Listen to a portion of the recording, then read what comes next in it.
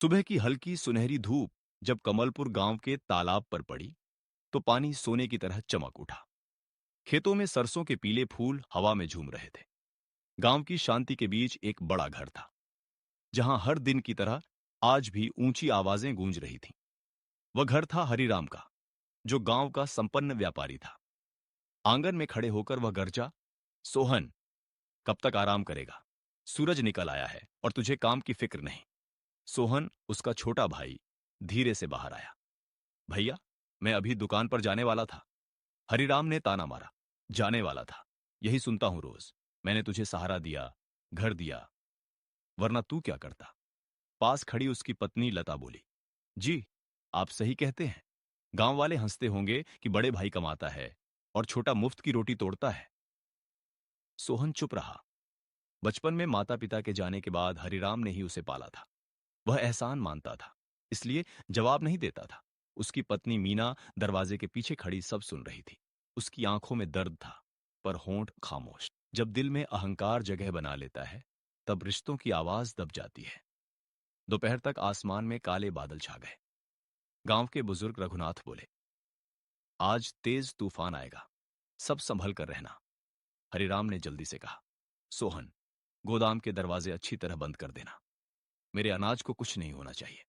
सोहन ने शांत स्वर में कहा, चिंता मत कीजिए भैया, सब संभाल लूंगा। शाम होते होते तेज आंधी चलने लगी। बारिश मूसलाधार होने लगी। बिजली कड़क रही थी। सोहन दौड़कर गोदाम पहुंचा। उसने बोरियों को ऊंचे तख्तों पर रखा और खिड़कियां कसकर बंद कर दी। अचानक तेज हवा से हवेली की पुरानी दीवार का एक हिस्सा गिर गया। अंदर पानी भरने लगा। लता घबराकर बोली, जी, सब डूब जाएगा। हरिराम परेशान हो उठा, मेरी मेहनत बर्बाद हो जाएगी। सोहन ने तुरंत कहा, आप भाभी को अंदर सुरक्षित जगह ले जाइए, मैं पानी रोकता हूं। मीना ने चिंतित होकर पूछा, सावधान रहना।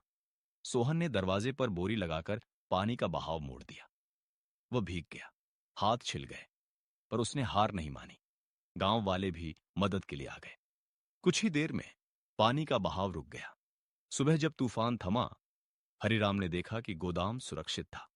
अगर सोहन समय पर कदम न उठाता तो भारी नुकसान हो सकता था।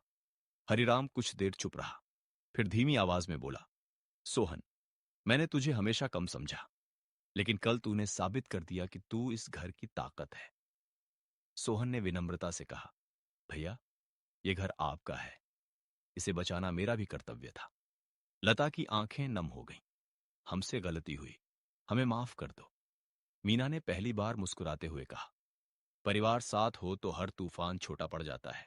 कभी कभी प्रकृति का तूफान इंसान के भीतर के तूफान को भी शांत कर देता है। कुछ दिन बाद हरिराम ने गांव के सामने कहा, आज से ये घर हम दोनों का है। मेहनत भी साझी होगी और सम्मान भी। सोहन ने हाथ जोड़कर कहा, मुझे सिर्फ आपका विश्वास चाहिए भैया। आंगन में खेलता उनका छोटा बेटा हंस पड़ा। हवा में फिर से शांति थी, लेकिन इस बार घर के अंदर भी सुकून था।